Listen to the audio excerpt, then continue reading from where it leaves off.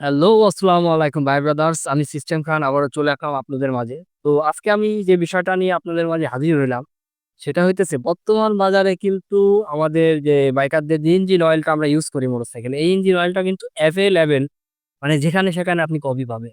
Original Mobil খুঁজতে কিন্তু খুব মানে কষ্ট হয়ে যায়। তো এই কপি মোবিল থেকে বাঁচার একটা ছোট্ট একটা উপায় দিই, যেটা আমরা যদি সচেতন হই, সবাই মিলেমিশে যদি কাজটা রেগুলার করতে থাকি, তাহলে কিন্তু আমরা এই নকল মোবিল থেকে আমরা বাঁচতে পারি। তো সেই ক্ষেত্রে আমাদের করণীয় হইতেছে, এই যে দেখেন, আমার সামনে বিভিন্ন ব্র্যান্ডের যে মানে মোবিলের যে যে মোবিলের বোতলগুলো আছে, এগুলো আপনারা কি করবেন, এইগুলা ইউজের শেষে অনেকেই করে। তো আমি জাস্ট একটা সচেতনমূলক আরকি আপনাদের একটু মনে করিয়ে দেওয়ার জন্য কনটেন্টটা আবার তৈরি করলাম। সেটা হইতেছে বোতলগুলো সে যে ব্র্যান্ডের যে বোতলই হোক, কম দামের হোক বা বেশি দামের ইঞ্জিন অয়েলই হোক, বোতলগুলা ইউজ করার পরে জাস্ট ফুটো করে দিবেন। এই যে শেষ। এই বোতলটা ফুটো করার পর কিন্তু এটা আর ইউজ করতে পারবেন। সে যে ব্র্যান্ডের যে বোতলই হোক, এই যে ফুটা করে দিবেন।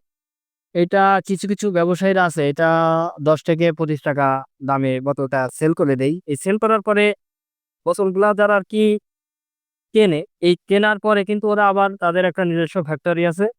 সেখানে কিন্তু তাদের নিজস্ব প্রক্রিয়ায় কফি মোবিলগুলো তৈরি হয়। তো এই যে প্রোডাক্ট করতেছি, এগুলা করলে কিন্তু তারা এই বোতল কিনতেও পারবে না এবং এই কফি মোবিল তৈরিও হবে না। তো আশা করি যারা আমার এই ভিডিওটা দেখছেন, তারা যদি বাইকার হয়ে থাকেন অবশ্যই এই কাজটি করবেন।